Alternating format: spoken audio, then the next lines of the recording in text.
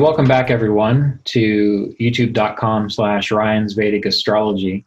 We're continuing with our series of videos looking at the planets for each ascendant and how the planets function in their highest nature and lowest nature for each ascendant. And again, remember, the goal for these videos is not necessarily to talk about Saturn in particular placements or Jupiter in particular placements. The goal is to determine if the planets were functioning in their highest capacity, how would that be? Because you have free will, and by knowing this, no matter where a planet is positioned in your chart, you have the capacity to act as though that planet is functioning with its highest potential. And by doing that over time, you begin to alter, change, uplift whatever planetary karma you want to work on. So our goal with this series is to look at the optimal blueprint of a planet for an ascendant so that you can get a sense of how am I acting in such a way that it is supporting the more negative or unsupportive qualities of that planet, and what can I do to help support that planet functioning well within my chart. And we're about to begin part of the series related to Capricorn. So we're going to go through Capricorn Ascendant. And I do have another very special guest with me today, Dustin Cormier. He is at present a year 2 student in the astrological apprenticeship course at Asheville Vedic Astrology. A wonderful astrologer. He has his own YouTube channel as well, which I think is just beginning. You can check out. I think it's youtube.com/howtorock-astrology. Is that correct, Dustin? That's correct, sir. Thank you. So How to Rock Astrology.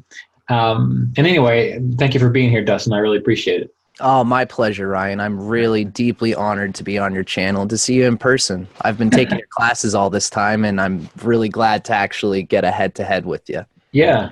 Well, one of the reasons that you were chosen to do this, number one, reading your papers that you've been submitting, you always seem to come up with some wonderful insights and communicate those pretty clearly. And again, that is part of the purpose of the astrological apprenticeship course, is not just simply to share useful astrological techniques and principles, but to also do our best to encourage people to share their knowledge as clearly as possible. Because you can be the most brilliant astrologer in the world, but if you cannot speak clearly or share things clearly, well, you might as well not do it. So anyway, that's why you're here. Thank you, Ryan. I appreciate it. I love that you're a musician too. I've been thinking about the fact that astrology is very much just taking a G chord and putting in like the 7th or the 6th in there, this element with this element, listening and going, this comes out this way. Where can we take that? Right. Where can our intuitions take us with the elements of combining this symbol with this symbol? Mm-hmm. And I'm really excited to jam with you. Well, I'm just jealous that I don't have hair like you do. I get it all the time, man. I'm really trying to beef it up for the video. Yeah. My life. Usually mine's pretty good, but I'm feeling a little insignificant and insecure. It's the Leo rising, man. It just pops it out. I get it from my mom. That's what I like to say. Yeah. All right. Well, anyway, this is supposed to be Capricorn, so let's get serious. Sure. So we're going to be talking about Capricorn. And going in line with what we've previously been discussing with these planets, what I want to focus on, number one, we're going to consider what does it mean that Saturn is debilitated in the 4th house for a Capricorn ascendant and exalted in the 10th. What does it mean by the fact that Saturn rules over the 1st and the 2nd for a Capricorn ascendant? And generally, how does Saturn function for a Capricorn ascendant? So I know you've been taking some good notes there. So what is the first thing that comes to your mind, Dustin, that you feel is important to discuss in this case? Thank you very much, Ryan. I appreciate it. Well, I would say the way that we've been doing these classes, we've really been hacking at what the planetary lords mean to the ascendant, and the rulership of the planetary lord factor is what I would say is like a good spot to start at. That meaning that Saturn rules the 1st and 2nd house for a Capricorn ascendant. Mm-hmm. So that would be the first place I would like to get at. Okay. I've been thinking of these planets in terms of what you've been saying is that the yogas are like the crown jewel of a planet. I've been really liking the iceberg metaphor, Mm-hmm.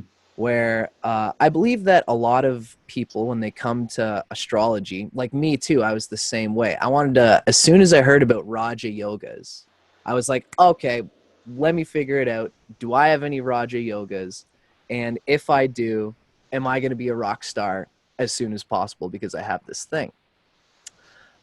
So I think that the yogas are something that attracts a lot of astrologers. And I think it's very important to consider that it is what we see on the surface.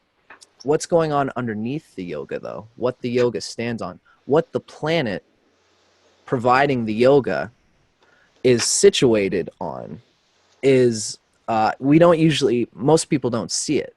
All You right. can see the Raja yoga, but it takes a class like this to discern and qualify whether those yoga qualities, the Raja yoga qualities or whatever it is, are going to come out. So I guess the first thing I would like to say is, do you mind if I just start rapping and Take it away. That's why you're here. Sweet. Thank you, Ryan. I appreciate it. Okay. So these notes are basically coming from our class from year 2. We're in the 3rd semester. So Saturn is the 1st and 2nd lord for Capricorn Ascendant. The 1st lord, of course, being possibly the most important, maybe not the most important lord. Would you say that the 9th lord is more? I know that the 9th is considered the most auspicious lord in a chart. Well, the 9th is considered, one of the most auspicious lords in the chart. But, when we're looking at just how is a person going to function in their life, the 1st lord tends to trump the 9th related to the direction the chart's going to go in. Because wherever that 1st lord is placed, that's going to show, whatever house that 1st lord is in, that's going to show what is the person mostly getting involved with. If you get a person with 1st lord in the 9th, well then sure, you're going to have a person who tends to relate more to a fortunate existence, tends to have a deeper sense of wisdom within their life. You get someone with the 1st lord in the 8th, this is the individual where you're going to find that almost always their life is in some sort of upheaval or transformation or change. So the 1st lord itself tends to take the cake related to where is the chart actually going. Yes, I see. I agree with that. And that's why I considered it important that the 1st lord is really something that everybody has to deal with. It's the most critical thing to deal with. Not necessarily to say that it's always going to be the most auspicious thing, but in terms of auspiciousness, I would say that it is bound to have a positive benefit. Right. I think it's a plus to Capricorn. There's so many ways to hack at this info. I'd like to say that Capricorn has a funny plus, and this is something I'm asking you as my teacher. Every ascendant has the 2nd lord with a Marika quality, meaning that it is a killer. I'm still trying to define in my own head what is the difference between the Marika quality of, say, the 2nd lord and the malefic inauspiciousness of, say, the 3rd, the 6th, or the 11th.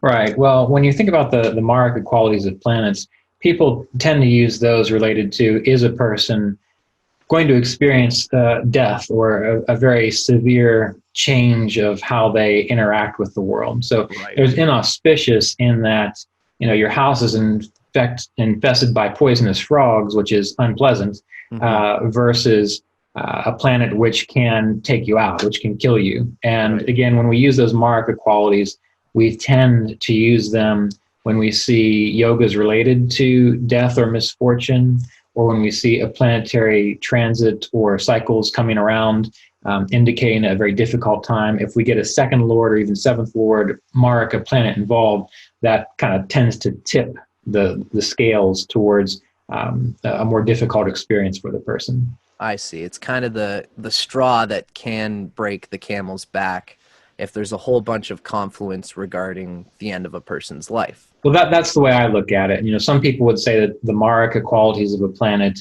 in and of themselves just trump everything. But in my experience, I've seen Marika planets come up in transit, in dasha, in other time cycles like Charnavamsha dasha getting activated. But because it was just them, it didn't necessarily cause the issue. It's when I've seen a lineup of multiple things all at once, the confluence all at once, which tends to make the Marika something that you want to pay more attention to. I see. Yeah. I mean, I don't want to dwell on it too long, but I'm even, I'm interested in the fact that it's the second lord that's particularly given this Marika quality. I can almost think of, if a person's doing really well in their life at, say, like age like 60, but there's something in the second house, something relating to themselves, their family, their basic resources and sustenance that hasn't been figured out by that time. If all of a sudden a dasha of the second lord comes out and you haven't figured out that second house, or if you've had an ill placed second lord, when the dasha of the second comes, if you haven't been standing on a solid place the whole time, it's going to get really kind of flushed out. Right. Well, that's true too. And when we think about Saturn for Capricorn Ascendant ruling the first and the second, well, when we think about Capricorn, we often think about Capricorn individuals as being hard workers, as being people very focused on building strong foundations. And we know the second house as well as the second sign are all about building these strong foundations. So that's why when it comes to a Capricorn Ascendant, there is this emphasis towards wealth, resources, steadiness of a foundation, because not only does the Ascendant Lord Saturn rule the first, it also rules the second. So here we see that while we can just say, oh, Capricorn's a hard worker, they're serious, they take care of their responsibilities, it's not simply because it's only Capricorn. It's not just because it is the sign of Capricorn, because it's the 10th sign. It's because the first Lord of Capricorn also rules the second. Right. Yes. I find that a lot of people, when they get into astrology, they look right to the symbolism and they say, oh, it's this goat that climbs this mountain. It's got this perseverance. And they think that the quality of Capricorn comes from the symbol. Right. Or even from the stars. A lot of people think they see in the sky that Capricorn was there. And so that means that anyone with a Capricorn emphasis is going to come out with the shape of a goat with like this enduring quality. Whereas it's really the other way around. The qualities that we assign to the stars come from a more intuitive knowledge of the nature of Capricorn and the way the planetary lords unfold from the ascendant. Exactly. We get these ideas of Capricorn with certain symbolism, but that symbolism is just a distillation of what does it mean that the first Lord also rules the second? What does it mean that the third Lord also rules the 12th? So, these are the things that help people understand their ascendant a little bit more. Wonderful. I love it, Ryan. Mm-hmm. So Capricorn, certainly we could say, because it rules the first and the second house, there is an emphasis on self-preservation, I would say. The identity identifies with, we know this from Capricorn in general, it's that climbing to the mountain thing. It's they go for the long haul. It's self-preservation brought to its own for its own sake. Right. Capricorn individual just wants to live long and endure and to be productive throughout that whole long staking process. Yeah, and that's simply because, Saturn rules the first house and the second house. So the person's sense of self-identity is related to financial stability. It is related to having plenty of resources. Oftentimes Capricorn ascendants will have a strong emphasis, connection towards their family, their immediate family as being the most important thing. It's why they're so often attached to tradition, because tradition gives a solid foundation, a solid basis. If you have tradition, you don't have to overthink things. You don't have to wonder about what's right and what's wrong. You can just follow what's come before. And that's one of the strong points of Capricorn, is that it gives the person the capacity to endure, persevere, and also carry important things through time. So, that all relates to this first, second house Lord thing. So wonderful. When you think about Saturn and the nature of Saturn, and it rules the first house and the second house. And you know that that first and second house Lord is debilitated in the fourth for Capricorn. What does that tell you, or what kind of insights does that bring out about the nature of Saturn and the nature of Capricorn with that emphasis towards debilitation in the fourth house? It seems to me that this self-preservation, the identity of the self-preservation, being the first and second Lord, Capricorn is bound to be better with this self-preservation instinct if it is pitted towards not necessarily looking within itself, but rather looking at a system that it's building with other people, a career that it's establishing in the world outside of itself. It almost goes to show that just the nature of Saturn, the nature of Capricorn, is better suited to put its identity with its career, with the things outside of itself, because it's that pushing, even that self-serving, even its connection to its family. These things are all fueled and sustained when Capricorn lives for what it does rather than like what it feels. Right. Yeah, I think that's a good point that needs to be remembered, and it also is one of those things that helps to take off or take out the the personal, how people can take certain individuals too personally. When someone meets a Capricorn Ascendant and they are focused on work, on their career, on impacting the world, on sustaining important things, on supporting their culture, and they're not so focused on their family, or they're not so focused on their emotional well-being, well, you get a Cancer Ascendant. Yeah, you get a Cancer Ascendant, or you get a Scorpio Ascendant saying, oh, well, you're not looking into your shadow side, so you must be missing something. You need to really dig into why you are this way emotionally. When for a Capricorn, no, maybe there are other things in their chart that would indicate that.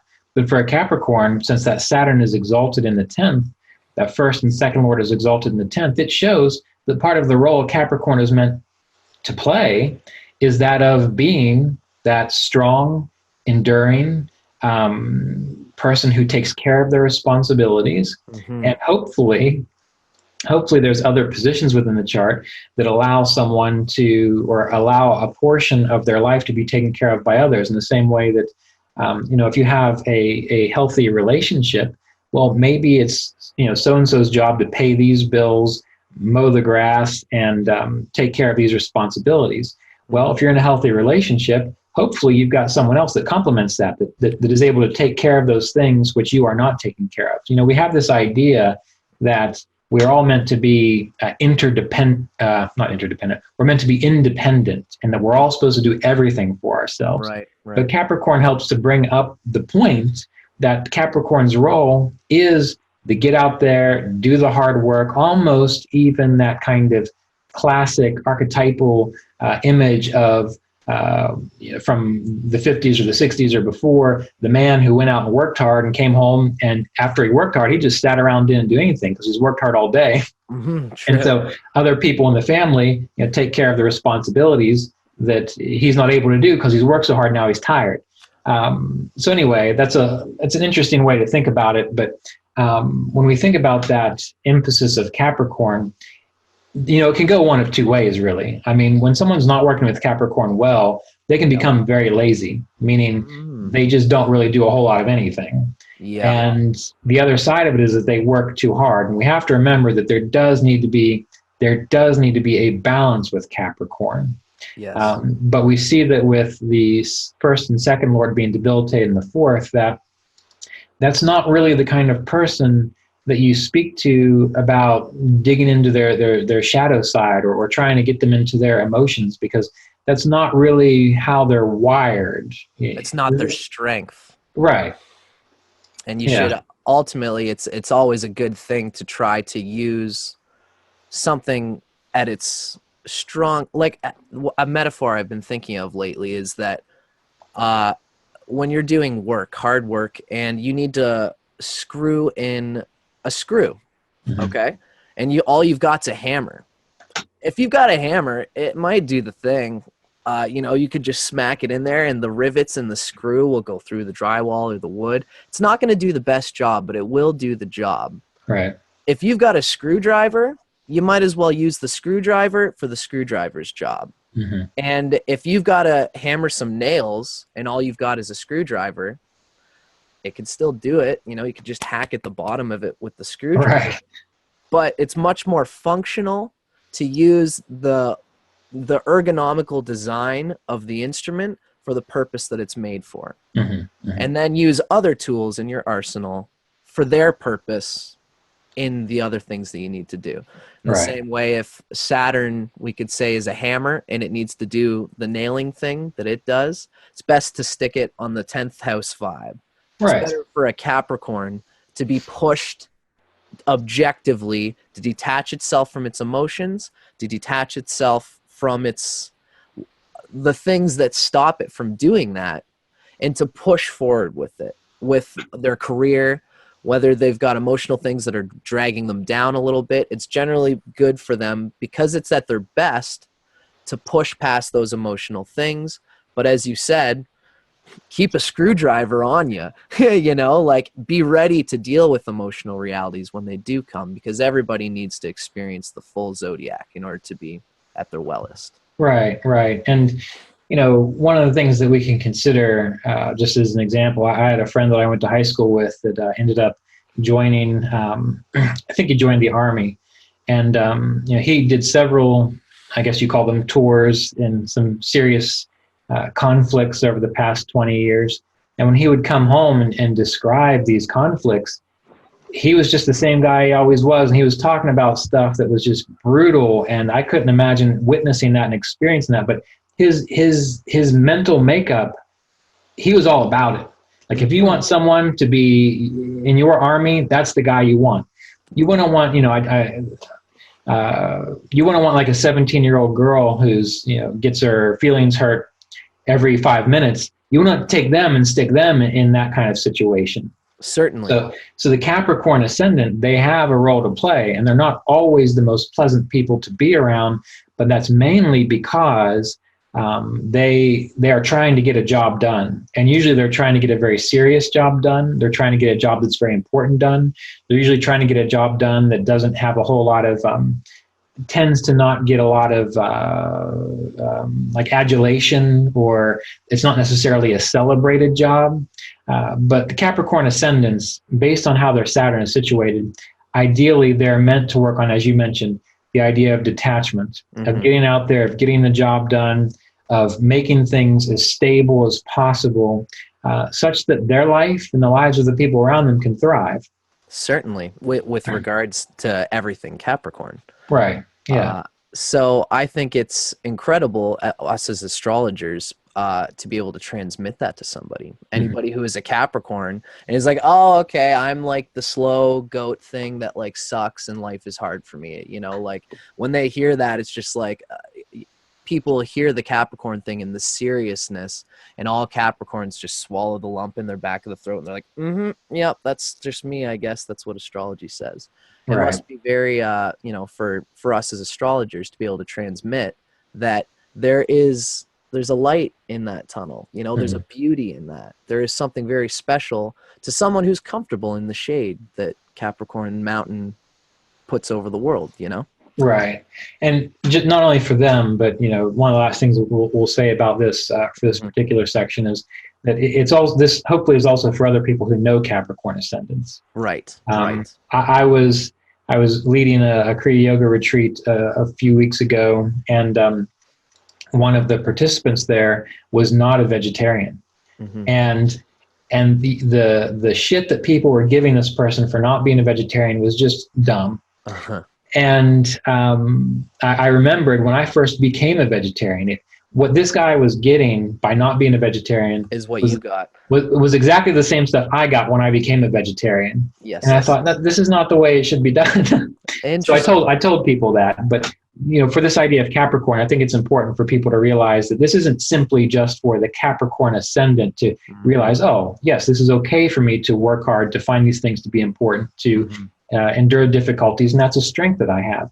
but it's also important for people who know Capricorn ascendants to learn to love and accept them, because they are playing a role that the other person probably really doesn't want to play. Yeah, that's right. Someone has to play goalie.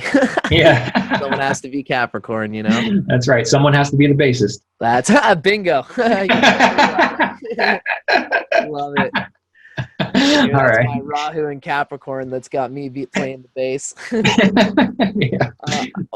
One more. I wanted to say one more point before we. Yeah. I know we shouldn't stick on this too long. I wanted to make the point.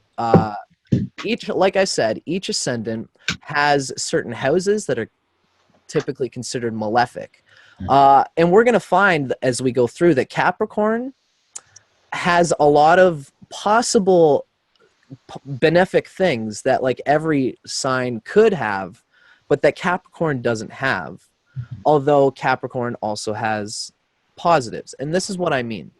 There's usually a Marika quality to the second lord, as we said. The fact I wanted to reiterate that the fact that the first lord is also the second lord might cancel out the Marika factor. I believe the phrase you used is that Saturn will not kill himself. Mm-hmm. So the first lord, whatever you've been projecting in your direction of your life, it's bound to be, for a Capricorn, it's bound to be connected to the second. And because Capricorn is so constantly trying to endure with itself, it's not going to kill itself. Everything that it does, this Marika quality is deeply reduced because of just the nature of Capricorn having the first and second lord there. And that is an advantage that only Capricorn has. Right. Yeah, I totally agree with that.